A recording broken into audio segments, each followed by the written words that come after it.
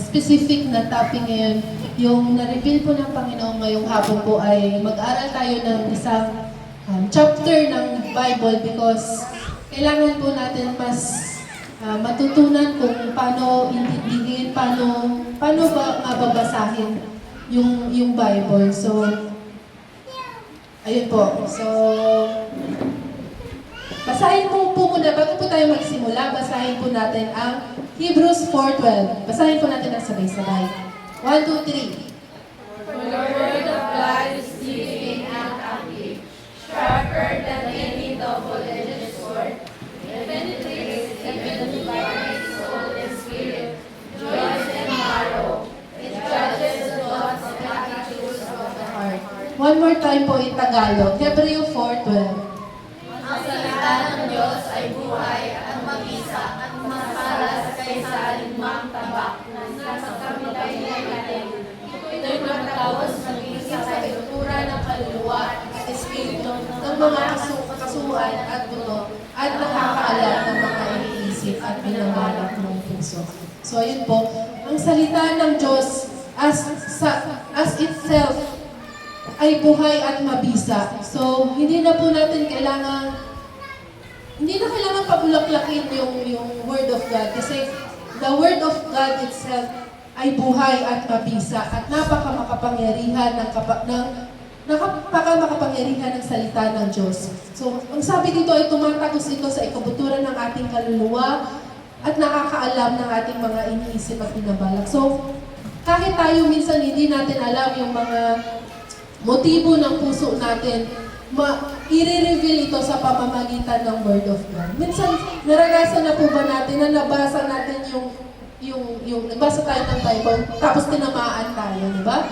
Parang na-rebuke tayo kasi yun yung purpose ng Bible, para malaman natin na we are living in sin. Kasi hindi natin nalalaman minsan na what we are doing is sin already. So, that's the importance of reading the Bible. So, ito ngayong hapon po, ang chapter at ang book na babasahin po natin ay galing sa 1 Corinthians. So, magpo-focus po tayo sa chapter 1. So, yung 1 to 31, yan po yung buong chapter ng 1 Corinthians. So, medyo magbabasa po tayo ng maraming verse, pero sa awa ng Panginoon, namnamin po natin yung every word ng Lord. Kasi yung word ng Lord, yan po yung buhay natin, diba? Yan yung bread natin.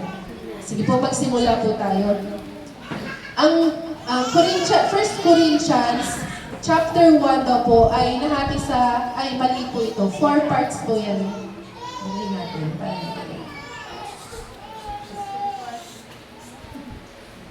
Sa 4 parts. Si Paul po, siya po ang nagsulat ng letter to the Corinthians. So, ang unang part daw po, verses 1 to 3 ay about sa greetings ni Paul sa mga taga-Corinto.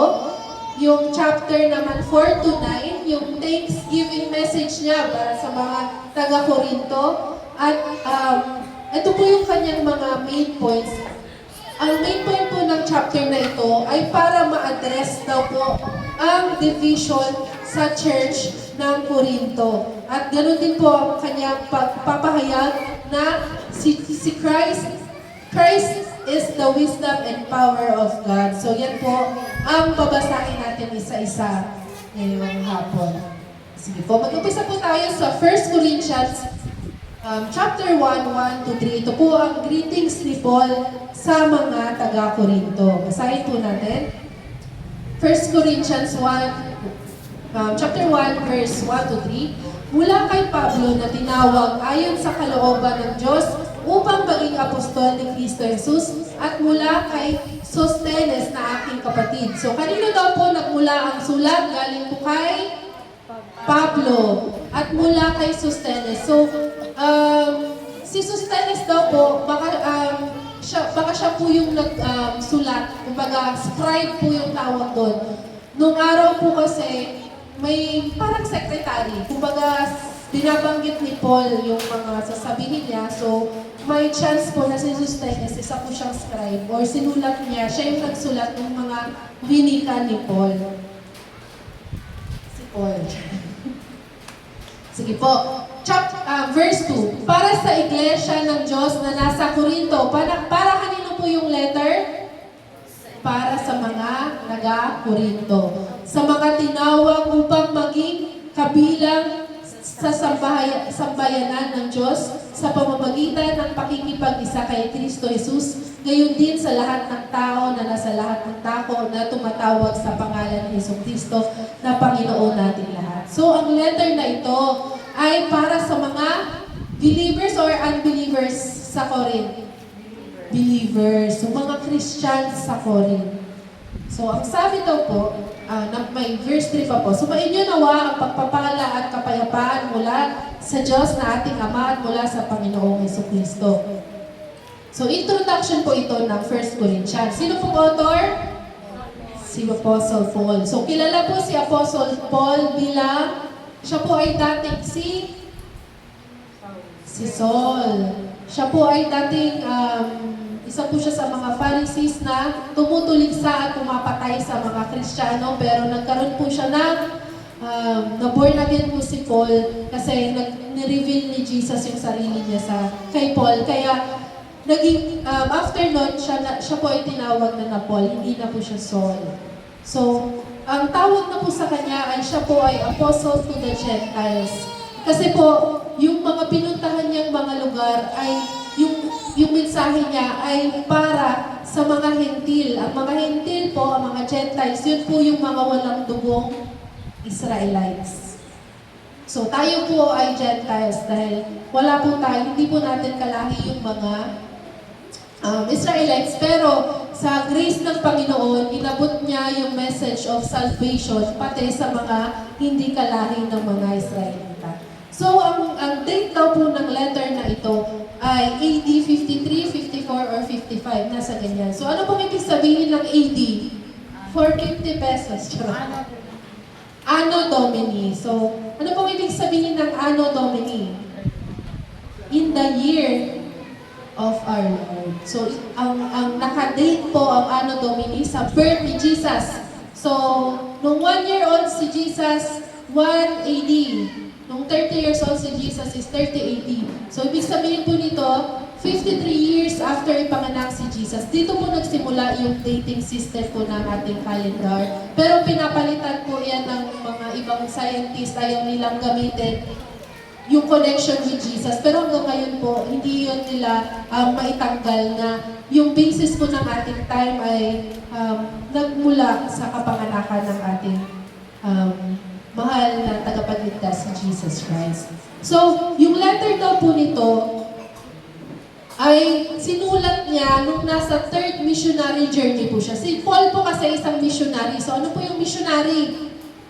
Yung pumupunta-punta ang isang Christian sa iba't ibang malalayong lugar upang ipahayag ang gospel. Ipahayag ang kamatayan, sakripisyo at muling pagkabuhay ni Jesus. At dahil doon, tayo ay pwedeng maligtas. So, yun po, si Paul po ay nag-missionary at meron po siya tatlong missionary journey. So, nung time daw na ito, nasa Ephesus siya. So, nagkaroon siya ng 3-year ministry sa Ephesus. So, sinulat niya ito habang siya ay nasa Ephesus.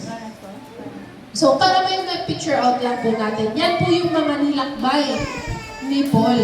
So, yung mga color purple po ay ang kanyang first missionary journey, yung mga blue yung second, yung orange po yung third, tapos yung green po, yan po ay ang journey niya papunta sa Roma. So sa first missionary journey niya, pumunta siya sa Antioch, Salamis, Paphos, Perga, Pisidian, Antioch, Iconium, Lystra, Derbe. Tapos po sa second journey niya, pumunta siya ng Jerusalem, Antioch, Syria, Derbe, Lystra, Iconium, Pisidian, Antioch, Troas, Neapolis, Philippi, Amphipolis, Apollonia, Thessalonica, Berea, Athens, Corinth. So, napuntahan ni Paul yung Corinth sa pangilang journey niya. Sa second journey niya, napuntahan niya yung Corinth, Ephesus, Caesarea, Jerusalem. Pero yung letter, yung first Corinthians, letter to the Corinthians, ay sinulat niya na nung nasa third na siya na journey. Habang nasa Philippi siya, sinulatan niya yung mga taga-Corinthians. Kasi may nabalitaan si Paul. Kasi sulat-sulat din yun or may nagsabi sa kanya para mabalitaan niya. Kaya niya sinulatan yung church sa Corinthians. So, ang recipient po ng letter, yung tatanggap ng letter, syempre po ang Corinthian church.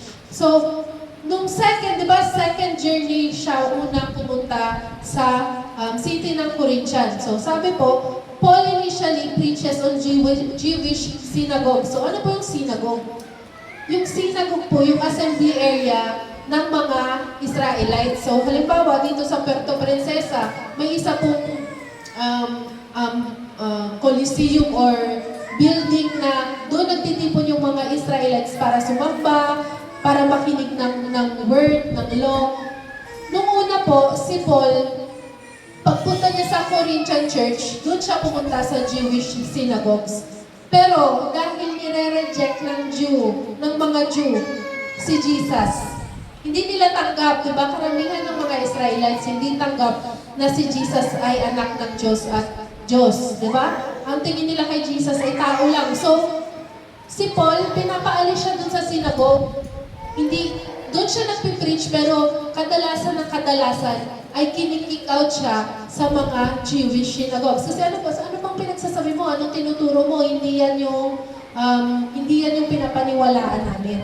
So, after, nung hindi na sila welcome sa mga synagogues, nagsimula po ang Corinthian church sa house churches hosted by fellow believers. So, familiar po ba tayo sa house church? Ano po tayo? Tayo po ay isang house church. So, ang house church po ay simula pa lang ay biblical na. Unang-una, rejected sila sa mga sinagoga. Hindi naniniwala yung Hudyo kay Jesus.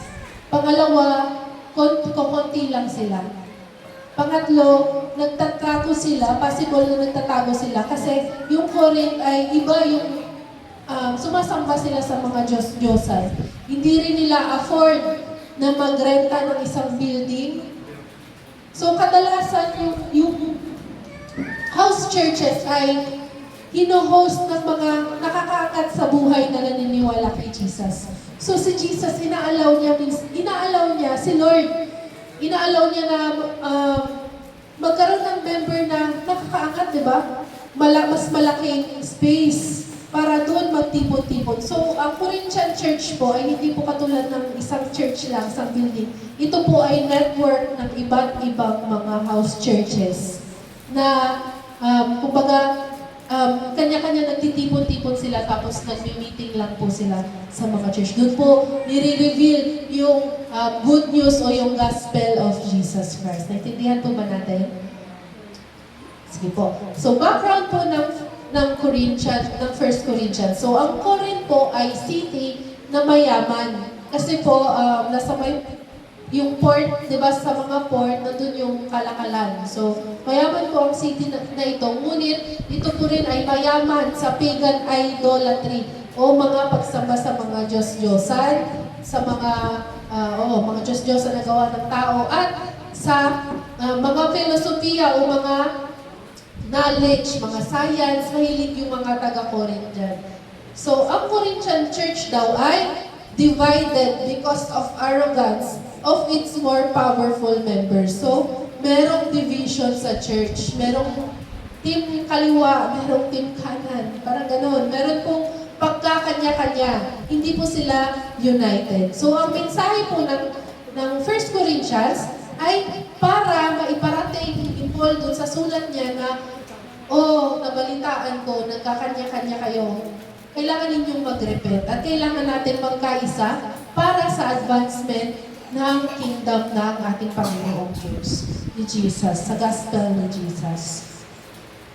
So, Paul received an oral report from the Corinthian church. So, may nagsabi sa kanya, it was revealed to him that the church is struggling with division, immorality, idolatry, and theological confusion. So, may pagkakabuklod-buklod, may immoralidad, may pagsamba pa rin sa Diyos-Diyosan, at may mga iba-iba silang paniniwala, iba-ibang theology. Kumbaga, ito yung paniniwala ng isa, base dito sa ganitong leader. Itong leader na to, iba yung paniniwala. Doon sila nagbabase kada leader kada leader siguro ng house church nila, possible po. So, remember po Christian na po sila, Christians na. So, it is still, it's a reminder na kahit nakarinig na po tayo ng gospel, kung papabayaan lang natin yung salvation na tinanggap natin, maliligaw pa rin po tayo ng landas. Kailangan, pag-accept natin kay Jesus, ang kasunod doon is obedience. Tama po?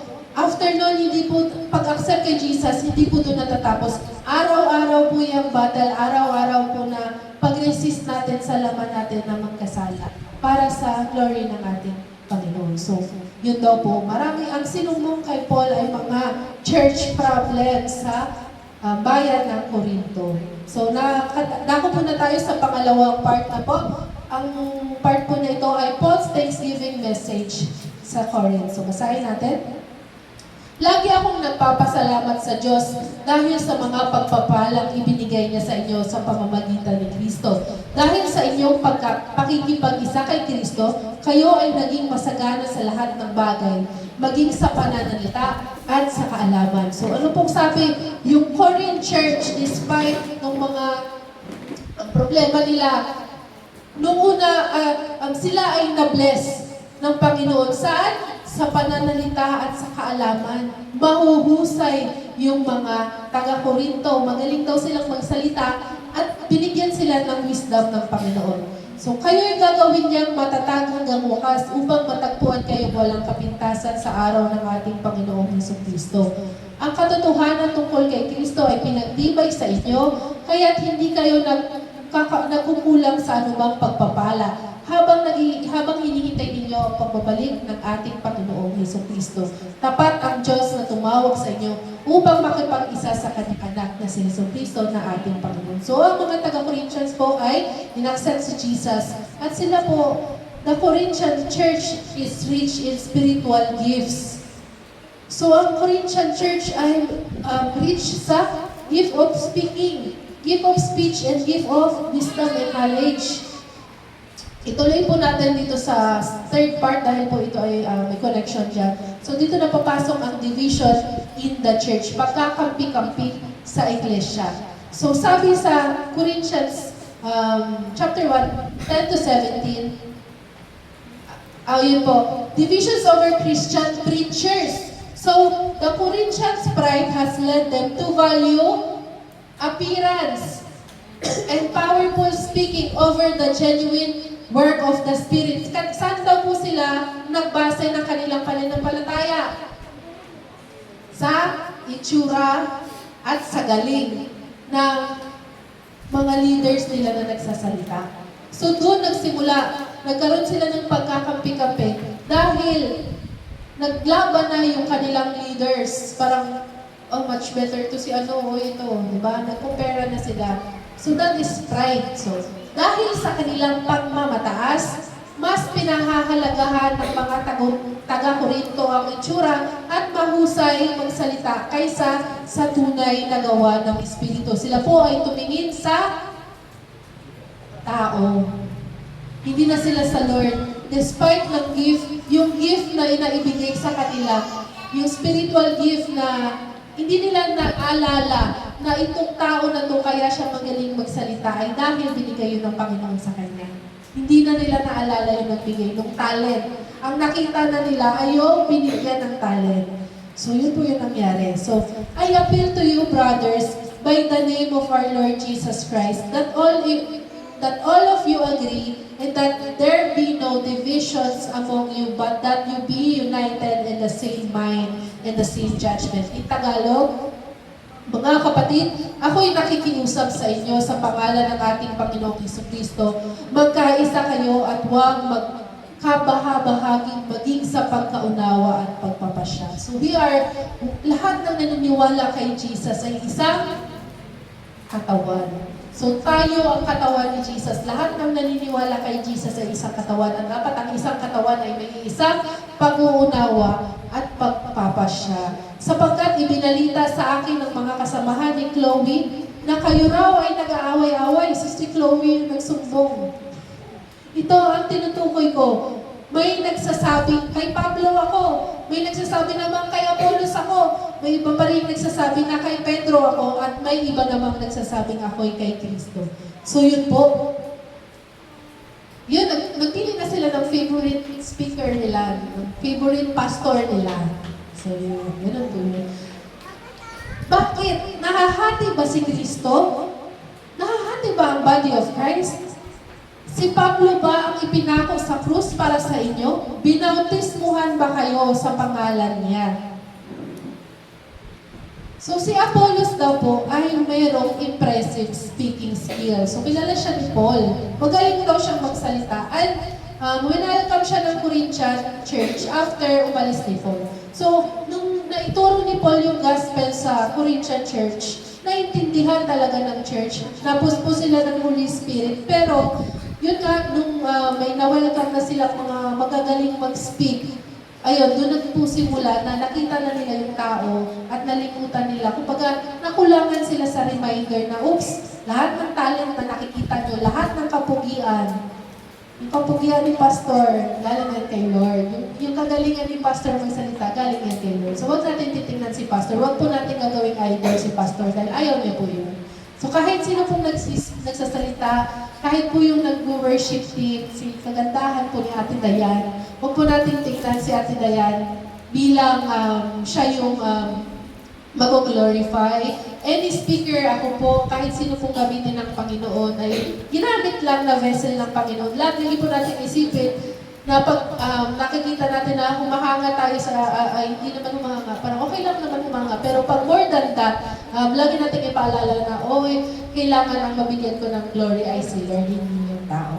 So, effective public speaking was highly valued in Greco-Roman world. So, itong city na to, alam siya, yung city siya ng mga smart.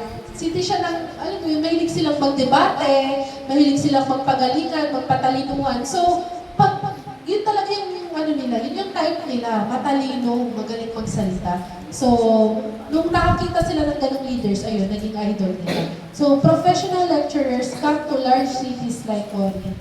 So, however, Paul's preaching was not as impressive as this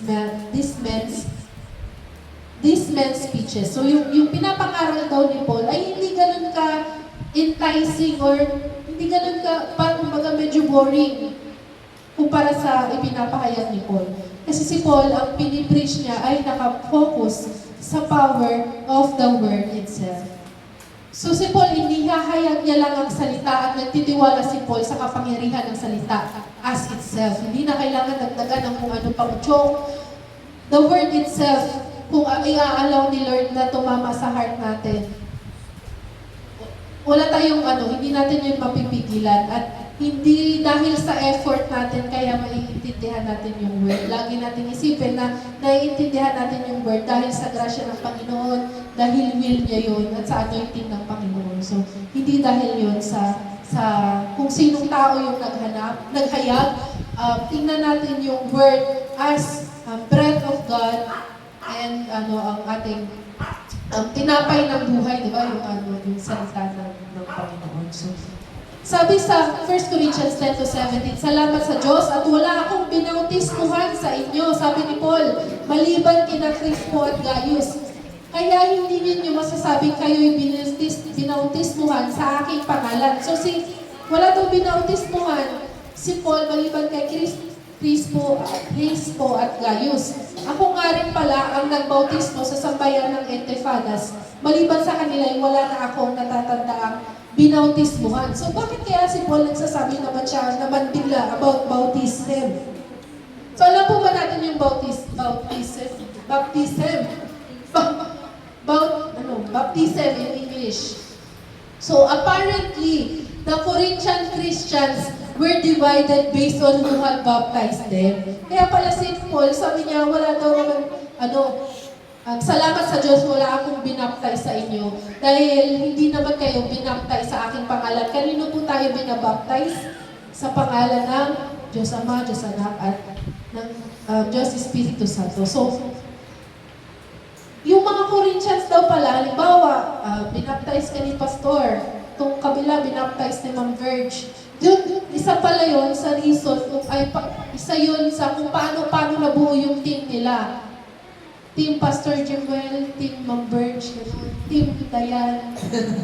Ganun po, kung depende daw po sa kanila. Parang yun yung tinuring nilang leader kung sino yung magbabaptize sa kanila. So nahati ang mga Kristiyanong taga-Corinto dahil sa kung sino ang nagbinyag sa kanila. So alam po ba natin yung binyag or bautismo? Water baptism. Sino po dito ang na water baptized na? Nabautismuhan na sa tubig. Sige po, alamin natin dahil marami pa po ang hindi nabautismuhan sa tubig dito. Alamin po natin kung ano po ito. So, Christian baptism is to be done in the name of the Father, the Son, and the Spirit. Hindi po ni Paul, ni Peter, ni Apollos, hindi po. Hindi po ng ating Diyos. Diba? Ng Diyos Ama, Diyos Anak, at Diyos Espiritu Santo. So, ang water baptism po ba, yan po ba ang naliligtas po ba ang isang tao dahil sa water baptism? Yun ba yung pamantayan natin ng pagkaligtas natin pag nabinyagan? Ay, nabinyagan ako, heaven ako, hindi pa siya nabinyagan, hell siya. Yun ba yung batayan natin? So, hindi. So, ang baptism, ang ibig sabihin niya, literally, is to immerse, ilubog. So, ang water baptism ay simbolo lang, symbolizes the believer's total trust in and total reliance on the Lord Jesus Christ as well as a commitment to live obediently to Him. So, nagsisimbolo lang ito bilang Kristiyano na nagtitiwala na tayo ngayon kay Jesus. Hindi na tayo nagtitiwala sa ating sarili, kundi meron na tayong Diyos na tagapagligtas natin, pinagkakatiwalaan at susundin natin siya. After natin maligtas, ay susundin natin siya. So, ang water baptism ay para sa mga mananampalataya. Basahin natin. 1, 2, 3. Before we are baptized, we must come to believe that we are sinners in need of salvation. So, take note of the word before. Diba?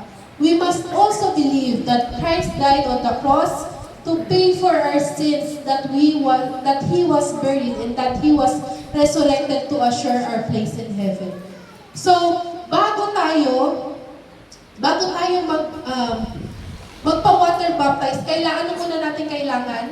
Malaman na tayo ay makasalanan. Kailangan ma-realize natin, i-accept natin na makasalanan tayo. Kailangan natin na manliligtas, manunubos. Hindi natin kayang iligtas ang ating sarili, kailangan natin ng tagapagligtas at yun ay si Jesus. Kaya namatay si Jesus sa cross para bayaran ang kasalanan natin at nabuhay siyang muli para tayo ihahanda niya na yung place ng mga maniniwala sa heaven. So, take note of the word before, diba? When we turn to Jesus, asking Him to forgive our sins and be our Savior, we are born again by the power of the Holy Spirit. So, kailan daw? Kapag tumakbo na tayo kay Jesus at inihingi natin ng patawad yung mga kasalanan natin at tinanggap natin siya ang ating Savior. Doon tayo na born again. Yung born again po ay hindi religion. Ito po ay simbolo ng hindi na ikaw yung dating ikaw, kundi ikaw ay bagong creation na sa pamamagitan ng power of the Holy Spirit. So, our eternal salvation is guaranteed and we begin to die to ourselves and live for Christ. So, yung water baptism po, yun po ba yung guarantee? Hindi. Yung guarantee na tayo ay ligtas ay kapag tayo ay sumampalataya kanino? Kay Jesus. So, kailangan muna nating sumampalataya kay Jesus before yung water baptism is just a symbol. Diba?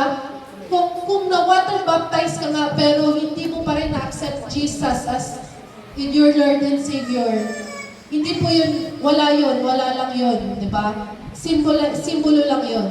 So, when we turn to Jesus, naulit lang. So, at that time, we are scripturally qualified to be baptized. So, requirement siya para mabaptize tayo. Walang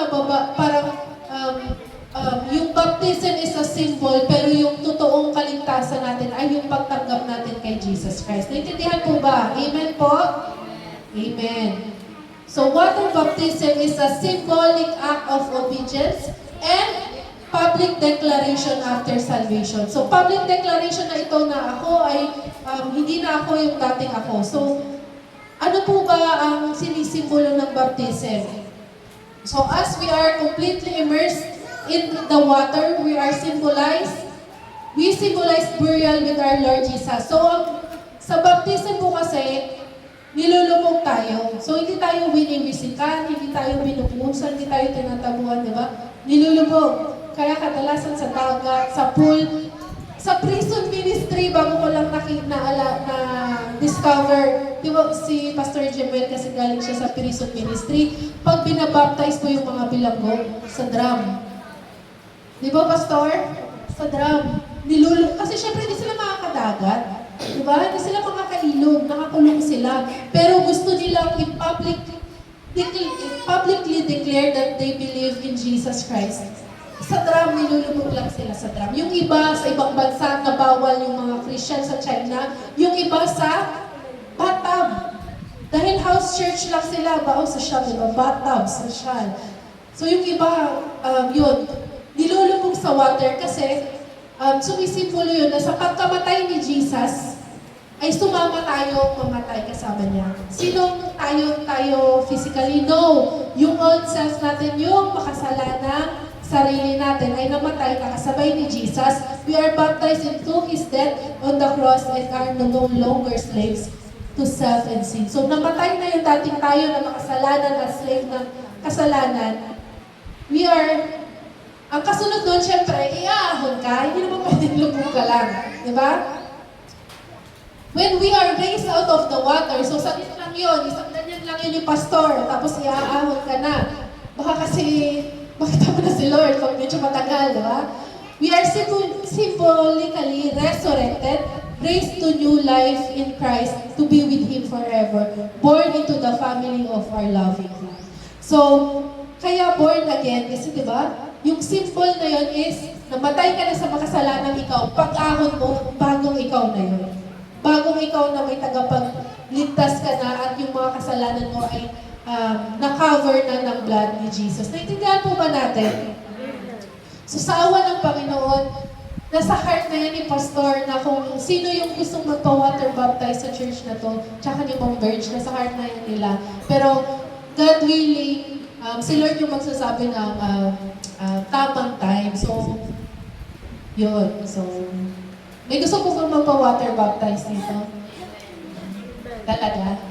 Sige. Ayun po. So, alam naman po natin na yun, yung kanina, yung requirements niya. Kailangan, sa heart natin, totoong natanggap na natin si Jesus. And ito ay simple lang. Hindi ito yung guarantee ng ating kaligtasan. So, yun.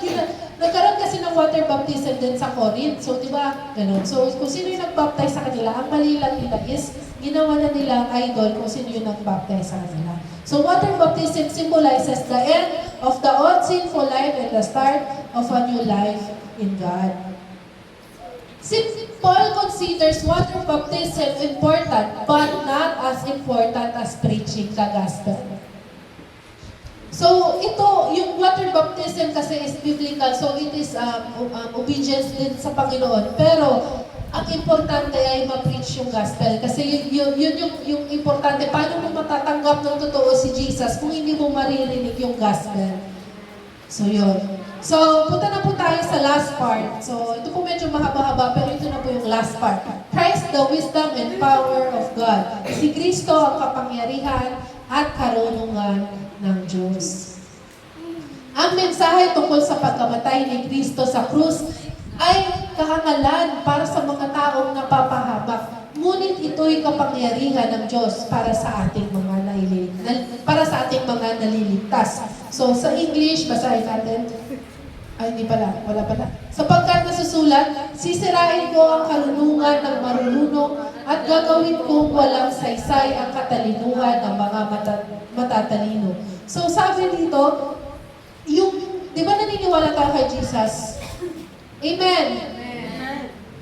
Sa mga matalino. So, halimbawa sa Corinth, so halimbawa mga scientists, di ba? Mga scientists hindi naniniwala sa Diyos. Hindi sila naniniwala na nilikha ng Diyos ang mundo. Ang pinaniniwalaan nila ay Big Bang Theory. Di ba? Na out of nowhere, may perfect universe. Ayaw nilang i-credit yung Panginoon na Panginoon ang naglikha ng bawat nilalang sa universe. And ano pa, yung mga scientists, na tinuro ba sa atin na tayo ay galing sa unggoy? Sinong science? Di ba? Kasi yung mga scientists, hindi nila ma-explain. Pero, dinadivert nila sa ibang kaalaman na, ay, galing kasi tayo sa unggoy. Tapos, sa science, ang mundo natin ay million years na daw. Pero ang totoo, 7,000 ba? Basta naka-date siya, may date siya sa Bible sa timeline, thousands of years lang, hindi millions of years. Na yung mga dinosaur daw, ganyan, di ba, namatay. Basta, so marami silang kaalaman, pero iniiwas nila yun sa katotohanan ng Diyos. Pero alam nyo ba, na yung mataas na IQ na tao sa present time ay ina-acknowledge na yung perfect universe at ang perfect katawan natin ay merong lumikha. So alam po ba natin na isang mali lang sa gravity, di ba ma'am? Isang mali lang sa gravitational pull, magtatalsikan yung mga planet. So perfect yung hila ng araw sa mga planets. Ganon ka-perfect yung Lord na unting mali lang or mabawas or madagdag, magtatalsikan or magbabangkaan yung mga planets. Yung katawan po natin, marami pang hindi na di-discover yung scientists kung gaano ka galing yung katawan ng tao na upon may nakita na sila ngayon na upon pagkabuo daw ng baby sa tiyan, merong liwanag. Parang hindi nila ma-explain. Di ba sa Bible, may let there be light. So parang, bakit may mga nagugulat yung mga scientifico natin, hindi nila ma-explain kasi hindi nila matanggap na meron tayong Diyos na lumikha. So sa kanila, yung paniniwala natin sa Diyos at kay Jesus ay isang kahangalan. So sisirain ko ang karunungan ng marununong at gagawin kong walang saysay ang katalinuhan ng matatalino. So yung mga katalinuhan daw na makapundo na nire-reject ang idea na merong creator at merong tagapagligtas ay sisirain ng Panginoon ang itinuturing nilang karunungan sapagkat ano ngayon ang kabuluhan ng marunong ng mga tagapagturo ng kautusan ng mahuhusay na debatista sa kapanahunang ito? Ipinapakita ng Diyos na ang karunungan ng sanlibutan ito ay pawang kahangalan lamang. So kahangalan lamang yung talino ng mundong ito ay kahangalan lamang sa paanan ng Diyos. So the wisdom of men, mere intellectual persuasion does not save people. So, ang intellectual persuasion ay logic, reasoning, at knowledge. So, ang simpleng pagkumbinsi gamit lamang ang talino o logic ay hindi nakakapagligtas ng tao. Kasi ang mga Jews, naghahanap sila ng sign. Hindi sila naniniwala ng walang sign, di ba? So tayo na hindi natin nakikita si Lord, ay grabe yung faith natin kasi wala man tayong nakikita pero naniniwala tayo, di ba? So, may tayo as believers, tanggap natin na hindi man natin mapaliwanag lahat ng bagay, nagtitiwala tayo sa Diyos, di ba? Hindi natin kailangang malaman bakit, paano, pero nananatili yung faith natin. So, sapagkat ayon sa karunungan ng Diyos, hindi niya pinahihintulutang siya'y makilala ng tao sa pamamagitan ng kanilang karunungan. So, hindi daw pinili ni Lord yung mga matatalino na makamundo para maghayag ng kanyang kung sino siya. Sa halip, minarapat niyang iligtas ang mga nagpapasakop sa kanya sa pamamagitan ng magandang balita na aming ipinangaral na sa tingin ng iba'y isang kahangalan. So, hangal man tayo sa kanilang paningin, totoo ang Diyos natin, di ba? Amen! Okay. Sige po, since God, ito po yung English ng verse 21, since God in His wisdom saw it that the world would never know Him, through human wisdom, He has used our foolish preaching to save those who believe. So walang kagalingan, di ba? Parang akala nila, kahangalan yung ipinipreach, pero kung sino yung maniniwala, yun yung maliligtas. Saving faith is produced by the heart-changing power of the Holy Spirit as the gospel is proclaimed. So as the gospel is proclaimed, pag nasabihan na tayo ng salita ng Diyos, i-accept natin si Jesus sa buhay natin at ang Holy Spirit, at yun ang magpapabago ng ating puso. Ayaw na natin magkasala kasi nasasaktan si Lord doon. Ayaw ni Lord ng sin, di ba? So, that is called faith, ating paniniwala sa Panginoon. Yan ang makakapagligtas sa atin, hindi ang worldly knowledge or knowledge lang ng mga tao. Ang mga Hudyo'y humihingi ng himala bilang katunayan. Karunungan naman ang hinahanap ng mga Grego. So, ang mga Jews daw ay kailangan may himala bago maniwala. Yung mga Grego, kailangan magaling ka, kailangan nag-make sense ka bago sila maniwala. Ngunit ang ipinangaral namin ay si Kristo na ipinako sa krus na para sa mga Hudyo ay isang katitisuran at para sa mga Hintil ay isang kahapilan. Hindi nag-make sense sa kanila yung sakripisyo ng Panginoon. Hindi nag-make sense sa kanila na may isang dakila at pinakamataas na Diyos, tapos magiging tao ka, tapos magpapakamatay ka para sa mga nilikabo. Hindi yun nag-make sense sa kanila. Kahangalan yun sa kanila. Kahangalan sa mga Hudyo na yung Diyos na sinasamba nila ay naging tao, pinatay, niyurakan, diba? Dinuraan. Hindi nila matanggap na yan yung Lord na sinasamba namin. Hindi namin matatanggap kasi ang picture nila sa Panginoon ay mataas, great, gano'n. Hindi nila maarok yung love ng Panginoon na handa siyang piliin na magpakumbaba at mamatay para sa atin. Hindi nila mag-gets yun. So, katisuran yun sa kanilang paniniwala at kahangalan yun. Sa mga matatalino katulad sa Grego, hindi nag-make sense yun. So, yun po.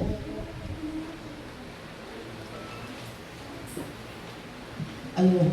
Subalit sa mga tinawag ng Diyos, maging Hudyo o maging Grego, si Kristo ang kapangyarihan at karunungan ng Diyos. So sa atin, may mga tinawag na mga Hudyo, may mga tinawag din mga Grego, may mga Hintil, pero sa mga tinawag ng Diyos, so we are chosen. Are we chosen by God? The fact na naniniwala tayo sa Panginoon kay Jesus, we are chosen by God. Kasi hindi tayo maniniwala kung hindi tayo pinili ni Lord. So, si Jesus Christ ang kapangyarihan at karunungan ng Diyos, naniniwala tayo doon. So, sapagkat ang inakala nilang kahangalan ng Diyos ay karunungang higit pa sa karunungan ng tao at ang inakala naman nilang kahinaan ng Diyos ay kalakasang higit pa sa kalakasan ng tao. So, alam naman po natin walang weakness ang Panginoon, pero kung ikukumpara na may kahangalan ng Diyos, mas mataas pa rin ito sa karunungan ng tao. Pero comparison lang po ni Paul ito. So, kinumpara niya lang gano yung greatness, gano yung talino ng ating Diyos na nilikha. So, mga kapatid, alalahanin ninyo ang inyong katayuan noong kayo'y tawagin ng Diyos. So, pinaalala niya sa Corinth, nung time na bago pa lang silang maniniwala, mananampalataya. Ayon sa pamantayan ng tao ay iilan lamang sa inyo ang matatawag na marunong, makapangyarihan at maharlika. So, sa atin, sino dito yung genius? Sino sa atin yung anak ng makapangyarihan o anak tayo ng maharlika? Di ba? Pero, subalit, ang pinili ng Diyos ang mga naturingang hangal sa sanlibutan upang hiyain ang marurunong. So, dadating yung araw, yung mga taong hindi naniniwala ay mapapahiya sa atin kasi naniwala tayo. Amen? Diba? Pinili niya ang mga naturingang mahihina upang hiyain ang malalakas. Bakit tayo naturingang mahina? Dahil in-accept natin na hindi natin kayang i-save yung sarili natin. Sila, naniniwala sila na kaya nilang i-save yung sarili nila dahil matalino sila. So dadating yung araw, tayo na tinanggap na mahina tayo, ay mapapahiya sila sa atin sa pagdating ng paghuhukom ng ating Lord. So, those who believe the gospel were foolish by the world standard, God transformed us into His people by saving us, and we must not boast in ancestry, accomplishment, or relationship with a particular preacher. So, si Jesus lang yung kailangan natin. Hindi natin kailangan ng palakasan. Hindi parang government sa Philippines, di ba? Kailangan ng kapit. Kailangan ka mag-anak mo to. Kailangan royal blood ka. Hoy, favorite ako ng pastor. Malakas ako kay Pastor Safe ako. Hindi ganun. Di ba? So, only sa Lord lang tayo naniniwala kay Lord Jesus. So, hindi uubra yung mga palakasan system sa ating eternity. Diba? Sabi sa verse 28, pinili niya ang mga pangkaraniwang tao, mga hinahamang at mga mahihina sa sanlibutan ito upang ipawalang saysay ang mga kinikilala ng mga sanlibutan. So, kung sino yung mga kilala sa sanlibutan na hindi naniniwala, di ba? Mas higit tayo sa kanila. Diba? Kaya't walang sino man ang makapagmamalaki sa harap ng Diyos. So, sa Kanya nagmula ang buhay na taglay ninyo. Pinapaalala niya sa Corinthian Church na ang buhay ninyo ay galing sa Panginoon dahil sa pagkakaisa ninyo kay Kristo Jesus na siyang ginawang karunungan natin. Sa pamamagitan din niya, tayo itinuring na matuwid, ginawang banal at iniligtas ng Diyos. So pinaalalahanan ni Paul yung nakalimutan ng Corinthian Church na yung talinong taglay natin ay galing sa Panginoon at tayo ay naging matuwid hindi dahil matalino tayo, maalam tayo, kundi dahil kay Jesus naging matuwid at ginawang banal na tayo at dahil doon naligtas na tayo ng Diyos. So, conclusion. Ang 1 Corinthians daw ay isang pastoral letter to a spiritually troubled church. So, maganda nga yung letters ni Paul kasi halos walang difference yan sa current churches, di ba? Di ba sa mga church, kahit, halimbawa sa atin may division sa church, or kung hindi man sa atin, sa ibang church.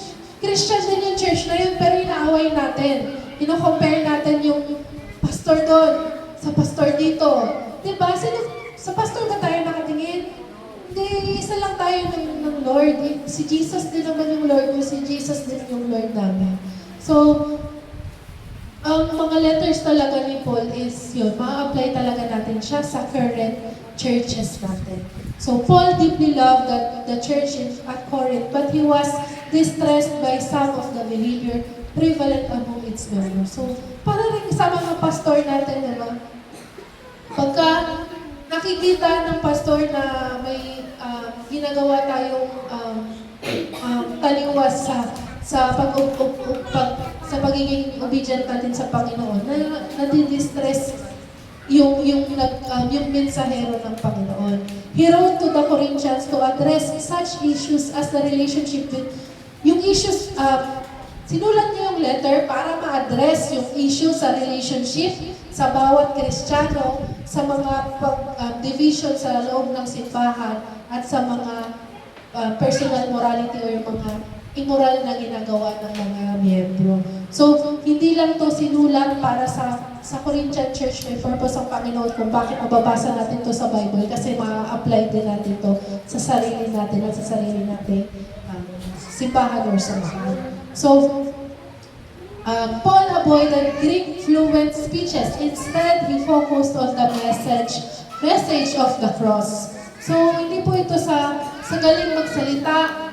Hindi po tayo titingin sa gwapo o magaling na pastor. Diba? Hindi po, mag-focus po tayo sa message ng sakripisyo ng Panginoong Diyos. Diba? So, he wanted the Corinthians to trust not in human messengers, but in Christ alone. So, ang mensahe na ito ay para paalalahanan tayo na hindi tayo titingin sa mga mensahero, pero kay Kristo lang. So, basahin natin. Ito po yung ating pagwawakas. Basahin natin ang palakas at sabay-sabay. Kaya na, tulad ng nasusulat, ang sino mang nais magmalaki, ang ginawa ng Panginoon ang kanyang ipagmalaki. So, wala tayong ibang dapat yabang sa ating buhay, kundi ang ginawa ng ating Panginoong Hesus-Kristo kung paano tayo iligtas. So, yun lamang po, doon po nagtatapos. Nakaubos tayo ng isang chapter ng Bible, diba? So, palakpakan po natin yung salita ng Panginoon, palakpakan po natin si Lord.